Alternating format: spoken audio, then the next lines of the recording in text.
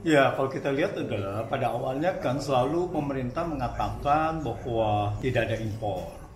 Dan untuk memberikan impresi bahwa kebijakannya berhasil, bahkan mereka mengatakan ada yang sudah swasembada. Lalu kemudian ada kebetulan El Nino. Lalu dari El Nino ini memang bahwa produksi turun. Tetapi kalau kita lihat produksi turunnya hanya sedikit. Tetapi ini karena tahun politik digunakanlah impor ini sebanyak-banyaknya. Dalam arti ya kalau kita bilang 3 juta ton beras, ini adalah sudah rekor sepanjang reformasi ini. Ini tertinggi ini. Tertinggi sepanjang sejarah. Jadi kalau kita lihat ini adalah kelihatannya ada seperti aji mumpung. Kebetulan ini untuk ini. Dan kita tahu lah bahwa impor itu harganya lebih murah, dijual bisa mendapatkan negara ini. Dan yang kedua adalah di pasar retail itu harga masih naik. Harusnya kalau ada impor itu harga itu turun gitu. Tetapi ini malah harga itu masih tidak turun gitu. Nah, kelihatannya ini adalah keuntungan-keuntungan memang jualnya tinggi gitu. Ya, memang dicurigai ini adalah untuk ada pembiayaan tertentu ya, khususnya untuk politik. Dan belum itu habis di awal 2024 ini sudah ada rencana lagi 2 juta ton beras, impor beras gitu. Jadi ini memang sangat sangat rentan bahwa ini ada rente ekonomi yang bermain di sini. Ini kan salah satu dalam hal beras ini sebenarnya sempat juga disanggah sama Bulog terkait kebutuhan dalam negeri. Dan yang menarik adalah tadi kan Prof sempat bilang pemerintah kerap bilang bakal swasembada dan sempat bilang sudah swasembada, tapi tidak pernah mengevaluasi Menteri Pertanian.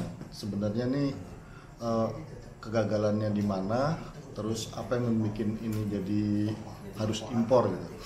Nah, dari yang 2 juta ton ini, Prof ngeliat nggak sih, ada nggak sih evaluasi dari pemerintah atau semacam studi lah sebelum menyatakan kita harus impor nih 2 juta ton? Itu karena ini baru ya, awal tahun kan mereka rencanakan ini kan, berarti ya tentu saja kelihatannya tidak ada studi, tetapi mereka kan cuma melihat bahwa cadangan pangan ini, cadangan beras pada saat ini berapa. Nah, dari cadangan beras itu kemudian mereka mencoba menghitung, oh ini tidak cukup karena mereka mungkin bisa antisipasi produksi Januari berapa, produksi Februari berapa gitu. Nah, di sini ada kekurangan gitu. Nah, mereka hanya perkiraan begitu, tetapi hanya secara kuantitatif aja yang mereka pelajari gitu. Tapi kenapa begitu? Ya alasannya sekali lagi mereka bilang lagi ini El Nino, keterlambatan masa tanam gitu kan, sehingga ininya delay gitu belakangannya gitu.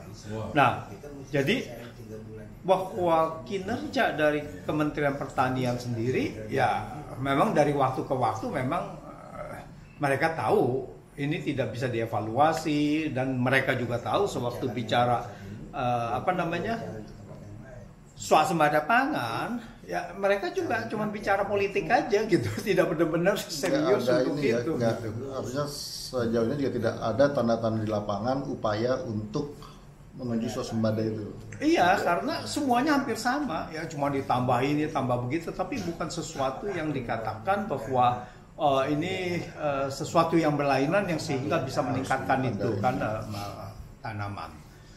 Ini seharusnya adalah Kementerian Pertanian atau pemerintah harus berani mengatakan dong, harga beras bisa lebih rendah, tetapi petani bisa lebih sejahtera. Nah, gimana caranya kan gitu kan? Semua harus jadi tujuan. Harusnya itu begitu, seperti petani-petani di luar negeri, sejahteranya kesejahteraannya naik, tapi harga pangannya rendah gitu kan, relatif lebih rendah dari kita gitu. Beras di sana lebih rendah dari kita di Thailand ya, atau di Vietnam gitu. Dan kalau kita lihat beberapa komoditas di negara maju pun lebih murah dari kita. Nah, ini yang harus diusahakan dan saya yakin harusnya bisa gitu. Nah, ini terkait Kementerian Pertanian, ini ada hal menarik temuan dari Ombudsman. Dan salah satu sebenarnya kan terkait dengan Menteri Pertanian yang kemarin itu si Syahrul Yassin Limpo kan salah satu yang konon menjerat dia kan masalah rekomendasi impor untuk komoditas pangan terutama. Nah kemarin ternyata Ombudsman juga menemukan di Menteri yang baru ini, Amran yang mungkin belum genap 100 hari ya, itu ternyata sudah mengeluarkan rekomendasi untuk impor bawang putih melebihi kuota yang disepakati. Dengan catatan dari Ombudsman itu bahwa ini sepertinya common practice di Kementerian Pertanian. Nah itu sebenarnya Prof. Ada gambar pandangan gimana? Ini impor pangan ini ada dua pintu.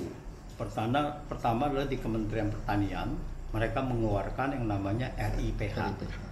Jadi rencana impor produk rekomendasi impor produk hortikultura. Itu. Lalu kemudian yang kedua pintunya adalah SIP, surat izin impor. Surat izin impor. Nah, di sini mereka dua pintu ini melihat bahwa ada banyak yang dari RIPH tidak diberikan izin importnya di situ. Apakah itu atau makanya lebih dari kuota? Tapi kita lihat bahwa ini sudah dari tahun banyak sekali ya, dari tahun ke tahun itu sudah sering kali ini memang dikuasai oleh mafia. Kita bawang putih impor kalau nggak salah 600.000 ton, sekitar gitu. Nah, berapa yang diberikan rekomendasi atau berapa pun itu, karena ini cuma segelintir orang pemain, biarpun supply-nya banyak, mereka bisa mainkan harga gitu. Ini adalah satu kartel, ya, kartel dari pengusaha-pengusaha yang besar itu. Palingan cuma ada grup usaha itu mungkin tidak lebih dari 10. Mungkin yang besar-besar mengontrol 80%, mungkin hanya 5 gitu. Karena mereka memakai banyak sekali perusahaan-perusahaan terafiliasi dengan mereka. Izin impor ini sudah menjadi permainan. Nah, kita lihat juga impor minyak goreng ya, yang mencerat juga Menko kan gitu kan, Menko perekonomian gitu. Jadi ini memang harus ini akan berulang terus. Ini ada yang bermain, ada mafia di situ. Mafianya maksudnya adalah pengusaha-pengusaha itu yang menguasai dan orang lain tidak mungkin bisa mendapatkan itu. Jadi apapun mau lebih atau tidak itu sudah tidak masalah. Itu orang-orang itu aja yang menguasai gitu kan. Ini mungkin satu lagi Prof. Ini kan entah kebetulan entah tidak, Menteri Perdagangan dan Menteri Pertanian itu hampir selalu orang partai. Nah ini apakah kemudian ini dalam kacamata Prof pertama, apakah ini kemudian memang jadi salah satu cash cow atau sumber duit partai ini untuk berpolitik nih? Ini kan apalagi ini bukan menjelang dalam proses pemilu ini. Bisa sangat bisa sekali, karena kalau kita lihat hanya satu produk aja, bawang putih saja itu berapa? 600.000 ton. Kalau 1 kilonya mereka harus bayar Rp1.000 ya, untuk itu berapa udah? Ya 600.000 dan 600 miliar gitu kalau Rp1.000. Kalau Rp2.000 berarti 1,2 triliun gitu. Itu satu komoditas dan 1 tahun gitu kan untuk itu. Dan berapa yang ada? Itu hanya satu di kementerian gitu kan. Belum di kementerian yang lain yang tadi kan bahwa ada Kementerian Pertanian, ada Kementerian Perdagangan gitu. Jadi di sini fee seperti itu adalah fee-nya itu sangat besar sekali dan kemungkinan besar bahwa itu adalah bargaining, bahwa ini menjadi ditunjuk suatu partai. Ya sangat mungkin sekali. Kemudian ini mungkin agak sedikit kesimpulan kan ya. Apakah kemudian dari gurihnya main rente ini yang kemudian membuat pejabat-pejabat tersebut jadi malas untuk mendorong swasembada nih, karena keluar duit sumber duit juga malah hilang gitu. Oh ya pasti, karena di sini ada suatu konflik ya, di mana bahwa swasembada ini akan menghalangi itu gitu. Jadi akan menghalangi pendapatan mereka. Ya memang seharusnya import ini harus ditata sedemikian rupa, tidak perlu perizinan dari pemegang kekuasaan gitu. ya langsung aja dilepas pasar, jadi harga bisa ngikutin pasar ya. Iya, dan itu misalnya itu apapun lah ya, mau ada pelelangan impor atau ada apa atau bagaimana gitu. Tetapi yang lebih penting lagi adalah penegakan hukumnya. Kalau ini benar-benar mereka tertangkap, jangan seperti sekarang.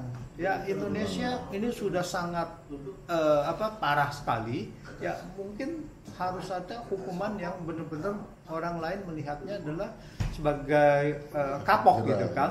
Deterrent effect. Iya, nah itulah ya bukan itu paling sedikit ya 20 tahun seumur hidup gitu kan ya, atau ya kalau bisa ya untuk hal-hal seperti itu biar ada efek cerah ya hukuman mati.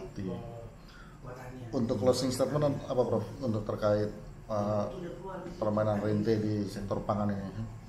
Iya, sektor pangan ini sebetulnya ini kan hajat hidup orang banyak. Dan ini benar-benar harus dikendalikan sepenuhnya, jangan sampai merugikan masyarakat.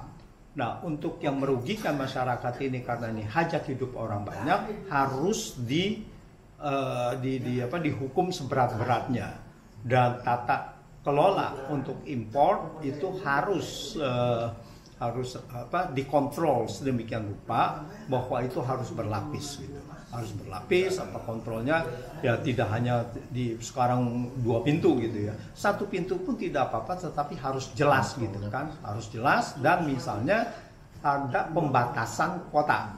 1 orang sekian gitu kan. Itu pertama. Dan kedua harus ada ditelusuri siapa pemilik akhirnya gitu kan. Kalau dia 1 induk, nanti 10 orang, nanti dia berafiliasi, nah itu tidak boleh. Dan itu sudah sekarang umum dilakukan di perbankan. Ya, kalau kita mempunyai saham perusahaan kan dilihat siapa beneficial ownership-nya kan gitu kan. Nah ini yang harus dilakukan juga di situ. Ini harus benar-benar ditata.